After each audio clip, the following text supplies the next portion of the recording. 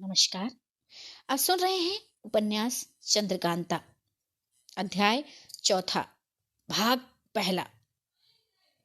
पिछले अध्याय में आपने जाना कि चंद्रकांता को खोजते हुए कुंवर वीरेंद्र सिंह तिलिस्म तोड़कर वहां पहुंच जाते हैं जहां चंद्रकांता कैद थी। परंतु वहां जाकर देखते हैं कि दो भेड़िए उनकी प्यारी चंद्रकांता और उसकी सखी की लाशों को नोच नोच कर खा रहे हैं। आइए अब सुनते हैं उपन्यास के इस भाग को मेरे साथ, यानी आपकी अपनी नीति के साथ। वनकन्या को एकाएक जमीन से निकलकर पैर पकड़ते देख वीरेंद्र सिंह एकदम घबरा उठे। देर तक सोचते रहे कि ये क्या मामला है, यहाँ वनकन्या क्यों कर आ पहुंची और ये योगी कौन है जो इसकी मदद कर रहे हैं। आखिर बहुत देर तक चुप रहने के बाद कुमार ने योगी से कहा, मैं इस वनकन्या को जानता हूं। इसने हमारे साथ बड़ा भारी उपकार किया है और मैं इससे बहुत कुछ वादा भी कर चुका हूं, लेकिन मेरा वह वादा बिना कुमारी चंद्रकांता के मिले पूरा नहीं हो सकता। देखिए, इस खत में जो आपने दिया है क्या शर्त है। खुद इन्होंने लिखा है कि मुझसे और कुमारी चंद्रकांता से एक ही दिन शादी हो, और इस बात को मैंने मंजूर किया है। पर जब कुमारी चंद्रकांता ही इस दुनिया से चली गई तब मैं किसी से ब्याह नहीं कर सकता। इकरार दोनों से एक साथ ही शादी करने का है। योगी, क्यों री, तू मुझे झूठा बनाना चाहती है। वनकन्या, नहीं महाराज, मैं आपको कैसे झूठा बना सकती हूँ। आप इनसे ये पूछें कि इन्होंने कैसे मालूम किया कि चंद्रकांता मर गई। योगी, कुछ सुना ये लड़की क्या कहती है। तुमने कैसे जाना कि कुमारी चंद्रकांता मर गई हैं। कुमार, क्या कुमारी जीती हैं। योगी, जो मैं पूछता हूं पहले उसका तो जवाब दे दो। कुमार, पहले जब मैं इस खो में आया था तब इस जगह मैंने कुमारी चंद्रकांता और चपला को देखा था, बल्कि बातचीत भी की थी। आज उन दोनों की जगह इन दो लाशों को देखने से मालूम हुआ कि ये दोनों बस। योगी, क्या तुम्हारी अकल भी चढ़ने चली गई। इन दोनों लाशों को देखकर इतना न पहचान सके कि ये मर्दों की लाशें हैं या औरतों की। इनकी लंबाई और बनावट पर भी कुछ ख्याल न किया। तेज सिंह, गौर से देखकर और शर्माकर, मुझसे बड़ी भूल हुई कि मैंने इन दोनों लाशों पर गौर नहीं किया। कुमार के साथ ही मैं भी घबरा गया। हकीकत में दोनों लाशें मर्दों की हैं, औरतों की नहीं। योगी, अयारों से ऐसी भूल का होना कितने शर्म की बात है। इसे जरा सी भूल में कुमार की जान जा चुकी थी। देखो उस तरफ उन दोनों पहाड़ियों के बीच में। इतना इशारा बहुत है, क्योंकि तुम इस तहखाने का हाल जानते हो, अपने उस्ताद से सुन चुके हो। तेज सिंह ने उस तरफ देखा, साथ ही टकटकी बंद गई। कुमार भी उसी तरफ देखने लगे। देवी सिंह और ज्योतिषी जी की निगाह भी उधर ही जा पड़ी। एकाएक तेज सिंह घबराकर बोले, ओह, ये क्या हो गया। तेज सिंह के इतना कहने से और भी सभी का ख्याल उसी तरफ चला गया।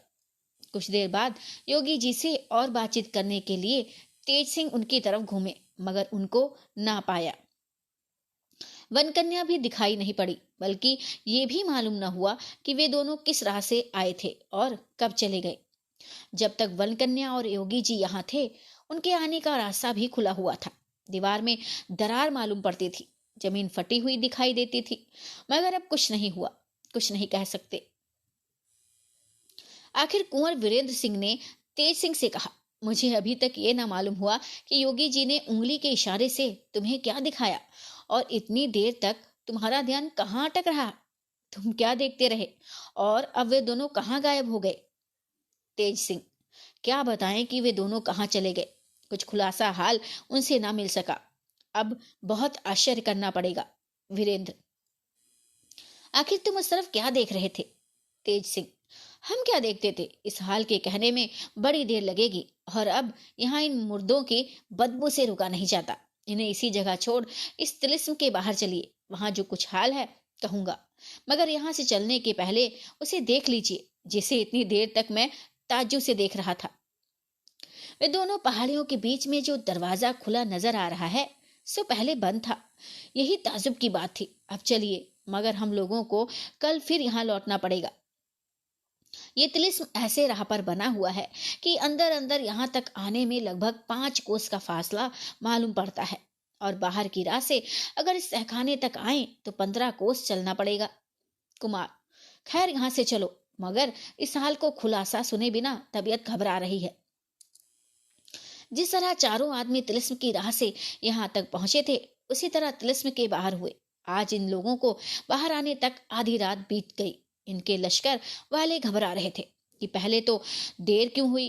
जब ये लोग अपने खेमे में पहुंचे तो सभी का जी ठिकाने हुआ। तेज सिंह ने कुमार से कहा, इस वक्त आप सो रहे हैं, कल आपसे जो कुछ कहना है कहूंगा। ये तो मालूम हुआ कि कुमारी चंद्रकांता जीती हैं, मगर कहाँ है और उस खो में से क्यों कर निकल गई? वन कन्या कौन है? योगी जी कहाँ से आए थे? तेज सिंह को उन्होंने क्या दिखाया? इत्यादि बातों को सोचते और ख्याल दौड़ाते कुमार ने सुबह कर दी। एक घड़ी भी नींद न आई। अभी सवेरा नहीं हुआ कि पलंग से उतरकर जल्दी के मारे खुद तेज सिंह के डेरे में गए। वे अभी तक सोए थे। उन्हें जगाया। तेज सिंह ने उठकर कुमार को सलाम किया। जी में तो समझ ही गए थे कि वही बात पूछने के लिए कुमार बेताब है, और इसी से इन्होंने आकर मुझे इतनी जल्दी उठाया है। मगर फिर भी पूछा, कहिए क्या है जो इतने सवेरे आप उठे हैं? कुमार, रात भर नींद नहीं आई, अब जो कुछ कहना जल्दी कहो, जी बेचैन है। तेज सिंह, अच्छा आप बैठ जाइए, मैं कहता हूँ। कुमार बैठ गए और देवी सिंह तथा जोशी जी को भी उसी जगह बुलवा भेजा। जब वे आ गए, तेज सिंह ने कहना शुरू किया, ये तो मुझे अभी तक मालूम नहीं हुआ कि कुमारी चंद्रकांता को कौन ले गया, या वह योगी कौन थे और वनकन्या की मदद क्यों करने लगे। मगर उन्होंने जो कुछ मुझे दिखाया वह इतने ताजुब की बात थी कि मैं उसे देखने में ही इतना डूबा कि योगी जी से कुछ पूछ न सका, और वे भी बिना कुछ खुलासा हाल कहे चलते बने। उस दिन पहले पहल जब मैं आपको खो में ले गया, तब वहां का हाल जो कुछ मैंने अपने गुरु ही जी से सुना था, आपसे कहा था, याद है? कुमार, बखूबी याद है। तेज सिंह, मैंने क्या कहा था? कुमार, तुमने यही कहा था कि उसमें बड़ा भारी खजाना है, मगर उस पर एक छोटा सा तिलिस्म भी बंधा हुआ है जो बहुत सहज में टूट सकेगा, क्योंकि उसके तोड़ने की तरकीब तुम्हारे उस्ताद तुम्हें कुछ बता गए हैं। तेज सिंह, हाँ ठीक है, मैंने यही कहा था। उस खो में मैंने आपको एक दरवाजा 2 पहाड़ियों के बीच में दिखाया था, जिसे योगी ने मुझे इशारे से बताया था। उस दरवाजे को खुला देख मुझे मालूम हो गया कि उस तिलिस्म को किसी ने तोड़ डाला और वहां का खजाना ले लिया। उसी वक्त मुझे यह ख्याल आया कि योगी ने उस दरवाजे की तरफ इसीलिए इशारा किया कि जिसने तिलिस्म तोड़कर वह खजाना लिया है, वही कुमारी चंद्रकांता को भी ले गया होगा। इसी सोच और आश्चर्य में डूबा हुआ मैं एकटक उस दरवाजे की तरफ देखता रह गया और योगी महाराज चलते बने। तेज सिंह की इतनी बात सुनकर बड़ी देर तक कुमार चुप बैठे रहे। बदहवासी सी छा गई। इसके बाद संभल कर बैठे और फिर बोले, कुमार, तो कुमारी चंद्रकांता फिर एक नई बला में फंस गई? तेज सिंह, मालूम तो ऐसा ही पड़ता है। कुमार, तब इसका पता कैसे लगे? अब क्या करना चाहिए? तेज सिंह, पहले हम लोगों को उस खो में चलना चाहिए। वहां चलकर उस तिलिस्म को देखें जिसे तोड़कर कोई दूसरा वह खजाना ले गया है। शायद वहां कुछ मिले या कोई निशान पाया जाए। इसके बाद जो कुछ सलाह होगी की जाएगी। कुमार, अच्छा चलो, मगर इस वक्त एक बात का ख्याल करो, मेरे जी में आता है। तेज सिंह, वह क्या? कुमार, जब बद्रीनाथ को कैद करने उस खो में गए थे और दरवाजा ना खुलने पर वापस आए, उस वक्त भी शायद उस दरवाजे को भीतर से उसी ने बंद कर लिया हो जिसने उस तिलिस्म को तोड़ा है। वह उस वक्त उसके अंदर रहा होगा। तेज सिंह, आपका ख्याल ठीक है, जरूर यही बात है, इसमें कोई शक नहीं, बल्कि उसी ने शिवदत्त को भी छुड़ाया होगा। कुमार, हो सकता है, मगर जब छूटने पर शिवदत्त ने बेईमानी पर कमर बांधी और पीछे मेरे लश्कर पर धावा मारा, तो क्या उसी ने फिर शिवदत्त को गिरफ्तार करके उस खो में डाल दिया? और क्या वह पुर्जा भी उसी का लिखा था जो शिवदत्त के गायब होने के बाद उसके पलंग पर मिला था? तेज सिंह, हो सकता है। कुमार, तो इससे मालूम होता है कि वह हमारा दोस्त भी है, मगर दोस्त है तो फिर कुमारी को क्यों ले गया? तेज सिंह, इसका जवाब देना मुश्किल है, कुछ अकल काम नहीं करती। सिवाय इसके शिवदत्त के छूटने के बाद भी तो आपको उस खो में जाने का मौका पड़ा था, और हम लोग भी आपको खोजते हुए उस खो में पहुंचे। उस वक्त चपला ने तो नहीं कहा इस खो में कोई आया था। जिसने शिवदत्त को एक दफा छुड़ा के फिर कैद कर लिया। उसने उसका जिक्र नहीं किया, बल्कि उसने तो कहा था कि हम शिवदत्त को बराबर इसी खो में देखते हैं। न उसने कोई खौफ की बात बताई। कुमार, मामला तो बहुत ही पेचीदा मालूम पड़ता है, मगर तुम भी कुछ गलती कर गए। तेज सिंह, मैंने क्या गलती की?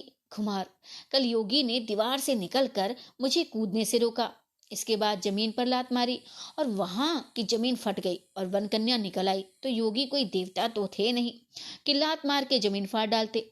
जरूर वहां जमीन के अंदर कोई तरकीब है। तुम्हें भी मुनासिब था कि उसी तरह लात मार के देखते कि जमीन फटती है या नहीं।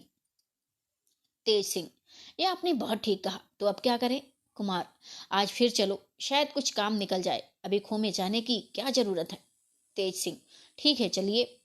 आज फिर कुमार और तीनों अय्यार उस तिलिस्म में गए।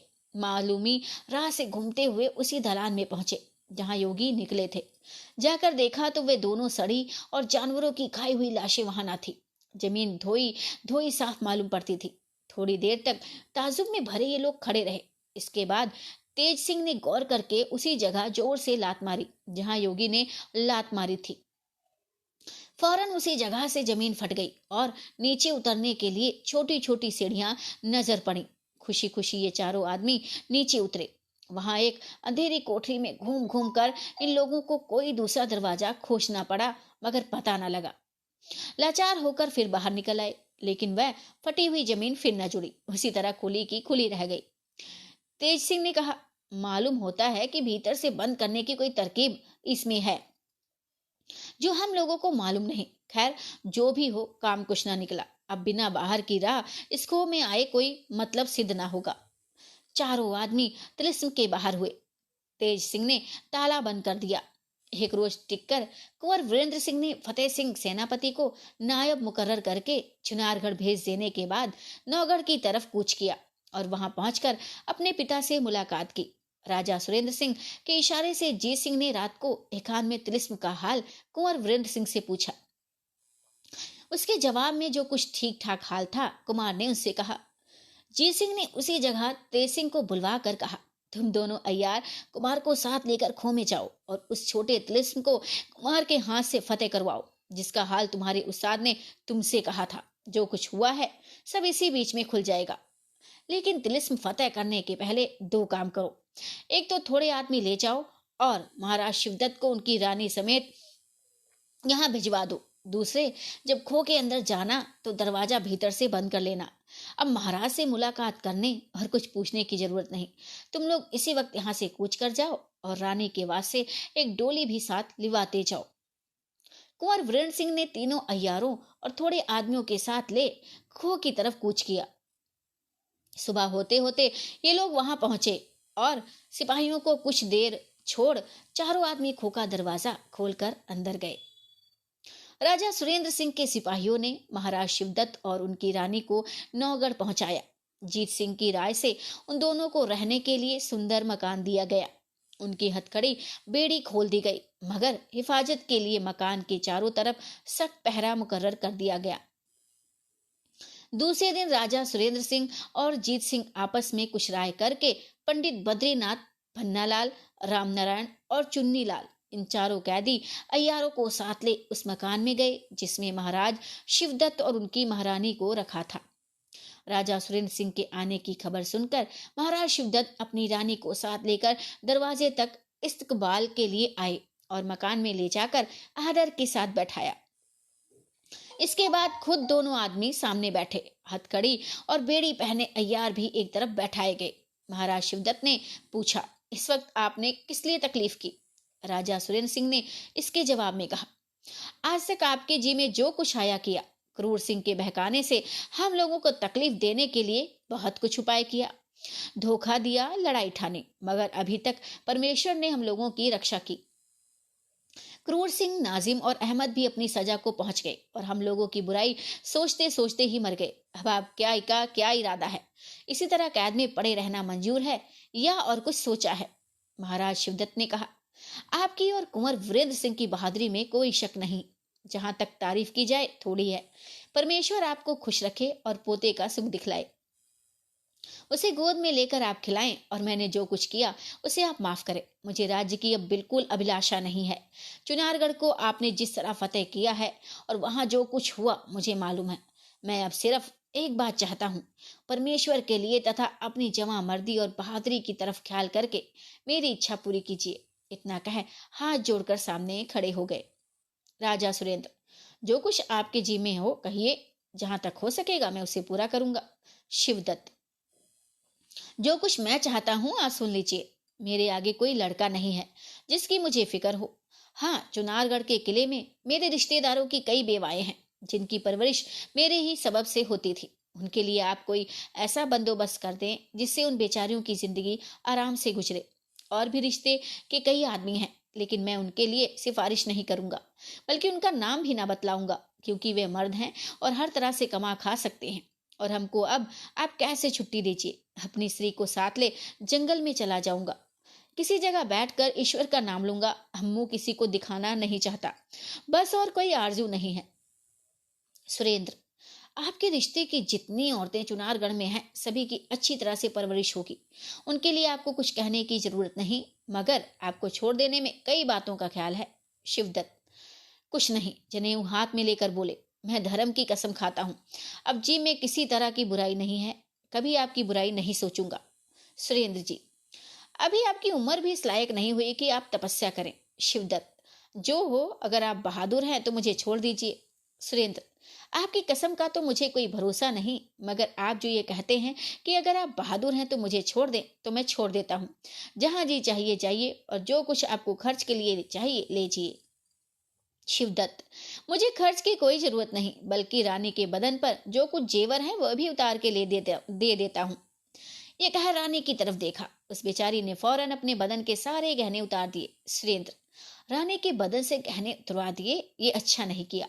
शिवदत्त, जब हम लोग जंगल में ही रहना चाहते हैं तो ये हत्या क्यों लिए जाए? क्या चोरों और डकैतों के हाथों से तकलीफ उठाने के लिए और रात भर सुख की नींद ना सोने के लिए? सुरेंद्र, देखो शिवदत्त सिंह, तुम हाल ही तक चुनारगढ़ की गद्दी के मालिक थे। आज तुम्हारा इस तरह से जाना मुझे बुरा मालूम होता है। चाहे तुम हमारे दुश्मन थे तो भी मुझको इस बेचारी तुम्हारी रानी पर दया आती है। मैंने तो तुम्हें छोड़ दिया, चाहे जहां जाओ, मगर एक दफा फिर कहता हूं, अगर तुम यहाँ रहना कबूल करो तो मेरे राज्य का कोई काम जो चाहो मैं खुशी से तुमको दूं। तुम यहीं रहो। शिवदत्त, नहीं, अब यहाँ नहीं रहूंगा। मुझे छुट्टी दे दीजिए। इस मकान के चारों तरफ से पहरा हटा दीजिए। रात को जब मेरा जी चाहेगा चला जाऊंगा। सुरेंद्र, अच्छा, जैसी तुम्हारी मर्जी। महाराज शिवदत्त के चारों अय्यार चुपचाप बैठे सब बातें सुन रहे थे। बात खत्म होने पर, दोनों राजाओं के चुप हो जाने पर, महाराज शिवदत्त की तरफ देखकर पंडित बद्रीनाथ ने कहा, आप तो अब तपस्या करने जाते हैं, हम लोगों के लिए क्या हुक्म होता है? शिवदत्त, जो तुम लोगों के जी में आए करो, जहां चाहे जाओ। हमने अपनी तरफ से तुम लोगों को छुट्टी दे दी, बल्कि अच्छी बात हो कि तुम लोग कुंवर वीरेंद्र सिंह के साथ रहना पसंद करो, क्योंकि ऐसा बहादुर और धार्मिक राजा तुम लोगों को नहीं मिलेगा। बद्रीनाथ, ईश्वर आपको कुशल रखे। आज से हम लोग कुंवर वीरेंद्र सिंह के हुए। आप अपने हाथों हम लोगों की हथकड़ी बेड़ी खोल दीजिए। महाराज शिवदत्त ने अपने हाथों से चारों अयारों की हथकड़ी बेड़ी खोल दी। राजा सुरेंद्र सिंह और जीत सिंह ने भी कुछ कहा कि आप इनकी बेड़ी क्यों खोलते हैं। हथकड़ी बेड़ी खुलने के बाद चारों अय्यार राजा सुरेंद्र सिंह के पीछे जा खड़े हुए। जीत सिंह ने कहा, अभी एक दफा आप लोग चारों अय्यार मेरे सामने आइए, फिर वहां जाकर खड़े होइए। पहले अपनी मामूली रस्म तो अदा कर लीजिए। मुस्कुराते हुए पंडित बद्रीनाथ, पन्नालाल, रामनारायण और चुन्नीलाल जीत सिंह के सामने आए और बिना कहे जनेऊ और अय्यारी का बटुआ हाथ में लेकर कसम खाकर बोले, आज से मैं राजा सुरेंद्र सिंह और उनके खानदान का नौकर हुआ। ईमानदारी और मेहनत से अपना काम किया करूंगा। तेज सिंह, देवी सिंह और जोशी जी को अपना भाई समझूंगा। बस अब तो रस्म पूरी हो गई, बस और कुछ बाकी नहीं। इतना कहकर जीत सिंह ने चारों को गले से लगा लिया। फिर ये चारों अय्यार राजा सुरेंद्र सिंह के पीछे जा खड़े हुए। राजा सुरेंद्र सिंह ने महाराज शिवदत्त से कहा, अच्छा, अब मैं विदा होता हूँ। पहरा अभी उठाता हूँ। रात को जब जी चाहे चले जाना, मगर आओ गले तो मिलने। शिवदत्त, नहीं, मैं इस लायक नहीं रहा कि आपसे गले मिलूं। नहीं, जरूर ऐसा करना होगा। कहकर सुरेंद्र सिंह ने शिवदत्त को जबरदस्ती गले लगा लिया। और उदास मुख से विदा हो अपने महल की तरफ रवाना हुए। मकान के चारों तरफ से पहरा उठाते गए। जीत सिंह, बद्रीनाथ, पन्नालाल, रामनारायण और चुन्नीलाल को साथ लिए राजा सुरेंद्र सिंह अपने दीवान खाने में जाकर बैठे। घंटों तक महाराज शिवदत्त के बारे में अफसोस भरी बातचीत होती रही। मौका पाकर जीत सिंह ने अर्ज किया, अब तो हमारे दरबार में और 4 अय्यार हो गए, जिसकी बहुत ही खुशी है। अगर ताबेदार को 15 दिन की छुट्टी मिल जाती तो अच्छी बात थी। यहाँ से दूर बेरादरी में कुछ काम है, जाना जरूरी है। सुरेंद्र सिंह, इधर एक एक 2-2 रोज की कई दफा तुम छुट्टी ले चुके हो। जीत सिंह, जी हाँ, घर ही में कुछ काम था, मगर अब की तो दूर जाना है, इसलिए 15 दिन की छुट्टी मांगता हूँ। मेरी जगह पर पंडित बद्रीनाथ जी काम करेंगे, किसी बात का हर्ज ना होगा। सुरेंद्र सिंह, अच्छा जाओ, लेकिन जहां तक हो सके जल्दी आना। राजा सुरेंद्र सिंह से विदा हो जीत सिंह अपने घर गए और बद्रीनाथ वगैरह चारों अय्यारों को भी कुछ समझाने बुझाने के लिए साथ ले गए। कुंवर वीरेंद्र सिंह तीनों अय्यारों के साथ खो के अंदर घूमने लगे। तेज सिंह ने इधर उधर के कई निशानों को देखकर कुमार से कहा, बेशक यहाँ का छोटा तिलिस्म तोड़कर कोई खजाना ले गया, जरूर कुमारी चंद्रकांता को भी उसी ने कैद किया होगा। मैंने अपने उस्ताद की जुबानी सुना था कि इस खो में कई इमारतें और बाग देखने बल्कि रहने लायक हैं। शायद वह चोर इन्हीं में कहीं मिल भी जाए तो ताजुब नहीं। कुमार, तब जहां तक हो सके काम में जल्दी करनी चाहिए। तेज सिंह, बस हमारे साथ चलिए, अभी से काम शुरू हो जाए। ये कहकर तेज सिंह कुंवर वीरेंद्र सिंह को उस पहाड़ी के नीचे ले गए जहां से पानी का चश्मा शुरू होता था। उस चश्मे से उत्तर को 40 हाथ नापकर कुछ जमीन खोदी। कुमार से तेज सिंह ने कहा था, इस छोटे तिलिस्म के तोड़ने और खजाना पाने की तरकीब किसी धातु के पत्र पर खुदी हुई यही जमीन में गड़ी है, मगर इस वक्त यहाँ खोदने से उसका कुछ पता न लगा। हाँ, एक खत उसमें से जरूर मिला, जिसको कुमार ने निकाल कर पढ़ा। खत में लिखा था, अब क्या खोदते हो, मतलब कि कोई चीज नहीं है, जो था सो निकल गया, तिलिस्म टूट गया, अब हाथ मल के पछताओगे। तेज सिंह, देखिए ये पूरा सबूत तिलिस्म टूटने का मिल गया। कुमार, जब तिलिस्म टूट ही चुका है तो उसके हर एक दरवाजे भी खुले होंगे। हाँ, जरूर खुले होंगे। यह कहकर तेज सिंह पहाड़ियों पर चढ़ाते घुमाते फिराते कुमार को एक गुफा के पास ले गए, जिसमें सिर्फ एक आदमी के जाने लायक राह थी। तेज सिंह के कहने से एक एक कर चारों आदमी उस गुफा में घुसे। भीतर कुछ दूर जाकर खुलासी जगह मिली, यहाँ तक कि चारों आदमी खड़े होकर चलने लगे, मगर टटोलते हुए, क्योंकि बिल्कुल अंधेरा था, हाथ तक दिखाई नहीं देता था। चलते चलते कुंवर वीरेंद्र सिंह का हाथ एक बंद दरवाजे पर लगा, जो धक्का देने से खुल गया और भीतर बखूबी रोशनी मालूम होने लगी। चारों आदमी अंदर गए। छोटा सा बाग देखा, जो चारों तरफ से साफ, कहीं तिनके का नामो निशान नहीं। मालूम होता था अभी कोई झाड़ू देकर गया है। इस बाग में कोई इमारत तो नहीं थी, सिर्फ एक फव्वारा बीच में था, मगर ये नहीं मालूम होता था कि इसका हौज कहाँ है। बाग में घूमने और इधर उधर देखने से मालूम हुआ कि ये लोग पहाड़ी के ऊपर चले गए हैं। जब फव्वारे के पास पहुंचते तो एक बात ताज्जुब की दिखाई पड़ी। उस जगह जमीन पर जनाने हाथ का एक जोड़ा कंगन नजर पड़ा, जिसे देखते ही कुमार ने पहचान लिया कि कुमारी चंद्रकांता के हाथ का है। झट उठा लिया, आंखों से आंसू की बूंदें टपकने लगी। तेज सिंह से पूछा, यह कंगन यहाँ क्यों कर पहुंचा, इसके बारे में क्या ख्याल किया जाए। तेज सिंह कुछ जवाब देना ही चाहते थे कि उनकी निगाह एक कागज पर जा पड़ी, जो उसी जगह खत की तरह मोड़ा पड़ा हुआ था। जल्दी से उठा लिया और खोल कर पढ़ा। ये लिखा था, बड़ी होशियारी से जाना, अय्यार लोग पीछा करेंगे, ऐसा ना हो कि पता लग जाए, नहीं तो तुम्हारा और कुमार दोनों का ही बड़ा भारी नुकसान होगा। अगर मौका मिला तो कल आऊंगी। वही। इस पुर्जे को पढ़कर तेज सिंह किसी सोच में पड़ गए। देर तक चुपचाप खड़े न जाने क्या क्या विचार करते रहे। आखिर कुमार से रहा ना गया, पूछा, क्यों, क्या सोच रहे हो, इस खत में क्या लिखा है। तेज सिंह ने वह खत कुमार के हाथ में दे दी। वे भी पढ़कर हैरान हो गए। बोले, इसमें जो कुछ लिखा है उस पर गौर करने से तो मालूम होता है कि मारे और वनकन्या के मामले में ही कुछ है, मगर किसने लिखा ये पता नहीं लगता। तेज सिंह, आपका कहना ठीक है, पर मैं एक और बात सोच रहा हूँ कि जो इससे भी ताजुब की है। कुमार, वह क्या। तेज सिंह, इन हरफों को मैं कुछ कुछ पहचानता हूँ, मगर साफ समझ में नहीं आता, क्योंकि लिखने वाले ने अपना हरफा छिपाने के लिए कुछ बिगाड़ कर लिखा है। कुमार, खैर इस बात को रख छोड़ो, कभी न कभी तो कुछ पता लग ही जाएगा। अब आगे का काम करो। फिर ये लोग घूमने लगे। बाग के कोने में इन लोगों को छोटी छोटी 4 खिड़कियां नजर आई, जो एक के साथ एक बराबर सी बनी हुई थी। पहले चारों आदमी बाईं तरफ वाली खिड़की में घुसे। थोड़ी दूर जाकर एक दरवाजा मिला, जिसके आगे जाने की बिल्कुल राह नहीं थी, क्योंकि नीचे बेढग बेढब खतरनाक पहाड़ी दिखाई देती थी। इधर उधर देखने और खूब गौर करने से मालूम हुआ कि यह वही दरवाजा है जिसको इशारे से उस योगी ने तेज सिंह को दिखाया था। इस जगह से वह दालान बहुत साफ दिखाई देता था, जिसमें कुमारी चंद्रकांता और चपला बहुत दिनों तक बेबस पड़ी थी। ये लोग वापस होकर फिर उसी बाग में चले आए और उसके बगल वाली दूसरी खिड़की में घुसे, जो बहुत अंधेरी थी। कुछ दूर जाने पर उजाला नजर पड़ा, बल्कि हद तक पहुंचने पर एक बड़ा सा खुला फाटक मिला, जिससे बाहर होकर ये चारों आदमी खड़े हों चारों ओर निगाह दौड़ाने लगे। लंबे चौड़े मैदान के सिवाय और कुछ नजर न आया। तेज सिंह ने चाहा कि घूमकर इस मैदान का हाल मालूम करे, मगर कई सबबों से वे ऐसा नहीं कर सके। एक तो धूप बहुत कड़ी थी, दूसरे कुमार ने घूमने की राय न दी और कहा फिर जब मौका होगा इसको देख लेंगे। इस वक्त तीसरी और चौथी खिड़की में चलकर देखना चाहिए कि क्या है। चारों आदमी लौट आए और तीसरी खिड़की में घुसे। एक बाग में पहुंचते ही देखा वन कन्या कई सखियों के लिए घूम रही है, लेकिन कुंवर वीरेंद्र सिंह वगैरह को देखते ही तेजी के साथ बाग के कोने में जाकर गायब हो गई। चारों आदमियों ने उसका पीछा किया और घूम घूम कर तलाश भी किया, मगर कहीं कुछ भी पता ना लगा। हाँ, जिस कोने में जाकर वे सब गायब हुई थी, वहां जाने पर एक दरवाजा जरूर बंद हो गया, जिसके खुलने की बहुत तरकीब की, मगर वह न खुला।